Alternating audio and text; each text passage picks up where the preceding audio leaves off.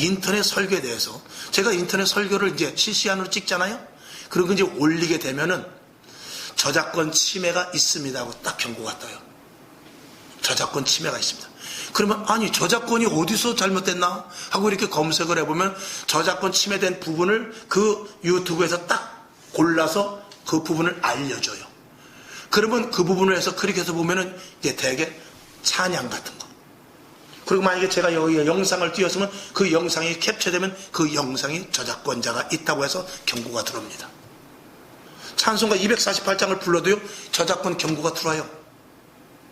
복음성가를 들어도 저작권 경고가 들어와요. 그런데 이제 그거는 신고자에 의해서 그런 것들은 이렇게 저작권 침해인데 그냥 하나의 침해 정도로 이렇게 경고성만 있지 그거는 효력은 발생하지 않습니다. 왜? 워낙 많이 불려져 있기 때문에.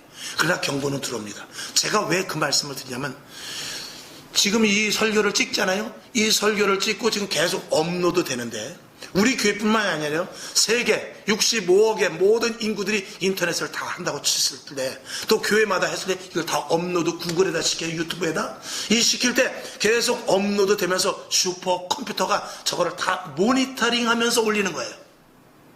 다 그 슈퍼컴퓨터가 다 검색을 해요. 그래가지고 그 속에 예를 들어서 단어 하나 만약에 시온의 영광이 빛나는 아침 그 단어가 나오고 찬양이 나오면 그걸 세상말로 귀신같이 잡아내가지고 저작권 침해라고 딱 우리에게 경고의 메일이 날라오게 됩니다. 그러면 거기다가 저작권에 대한 것 거기다가 어떤 사람이 통치를 하면서 지금 찬송, 찬양, 노래, 가요는 가요 그런 것들이 저작권이 있다고 하지만 예를 들어서 사상적인 것 대단히 죄송하지만 만약에 공산당이다 아니면 빨갱이다 뭐 지금 정권의 하수인 누구누구다 이런 단어를 거기다 집어넣고 그 말을 하는 사람이 있는가 모니터링 하면요 저게 업로드가 완료됨과 동시에 거기서 우수수 거기 들어간 단어가 다 나옵니다. 무섭죠? 그런 시대에 살고 있어요. 자 그러면 문제는 뭐냐 제가 여기서 말씀을 선포할 때 아직은 우리나라가 그런 시대까지는 가지 않았기 때문에 정치에 대해서도 말씀하시는 목사님도 있고 또 누구누구 개인적으로 이름을 불러가면서 그 사람은 그렇게 하면 안 되는데 이렇게 말하는 목사님도 있고 또 때로는 서로 같은 목사님이면서도 서로 이렇게 대적을 하는 그런 목사님들도 계시지만 그런 것들을 만약에 어느 특정 단체에서 모니터링을 작정을 하고 하기로 한다면 그게 다 걸린단 말이에요. 그러면 이제 어떻게 되느냐 설교가 반드시 제한이 생기게 되는 거예요. 그럼 여기서 설교를 하다 말고 어떤 단어를 말하려다가 주의 종이 말을 못하게 돼요. 자 그럼 그것까진 좋아요.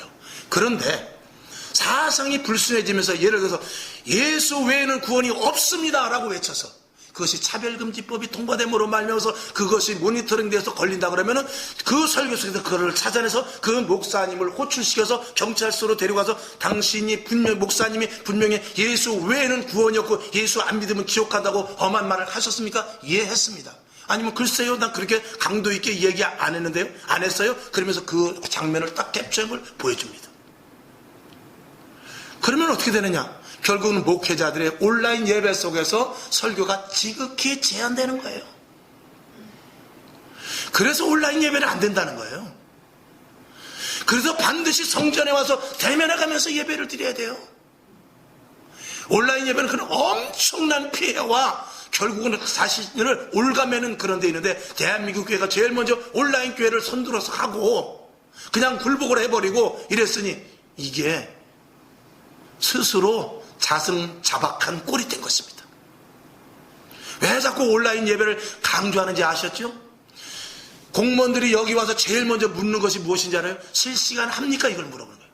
영상 찍으시죠? 이걸 물어봐요. 몇 명 있느냐는 두 번째 물어봐요.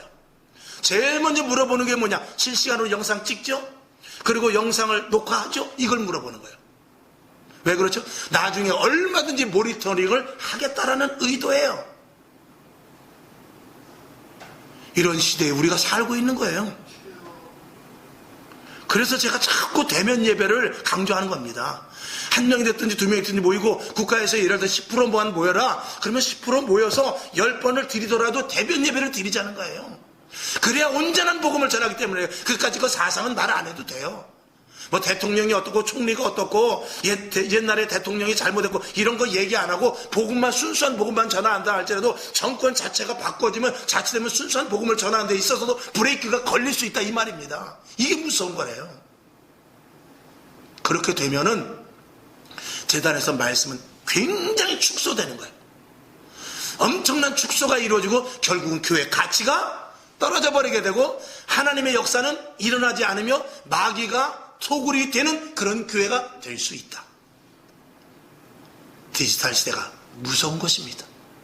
여러분, 이런 시대 속에서 저와 여러분 바른 교회를 끝까지 세워나가는 데 있어서 무엇이 필요하냐? 저와 여러분의 생명이 필요합니다. 아멘이시죠? 생명을 걸어야 돼요. 이제는 우리의 담보 이제 생명이에요. 그깟 벌금이 문제가 아니라니까요. 생명 걸고 예배드릴 수 있는 그런 신앙이 아니면 우리는 이제 예배드리는 것을 포기해야 될 때가 올 수도 있습니다. 그러니 내가 합니까? 저와 여러분이 개인적으로 내 자의로 합니까? 이제 또 뒤에 결국 뒤에 7번째 그 가기 전에 말씀을 드리겠습니다만 성령 충만해야 돼요. 그래야 베드로와 같이 예수님을 3번이나 부인했지만 십자가에 거꾸로 못 박혀. 화평방송 구독, 좋아요 부탁드립니다. 감사합니다.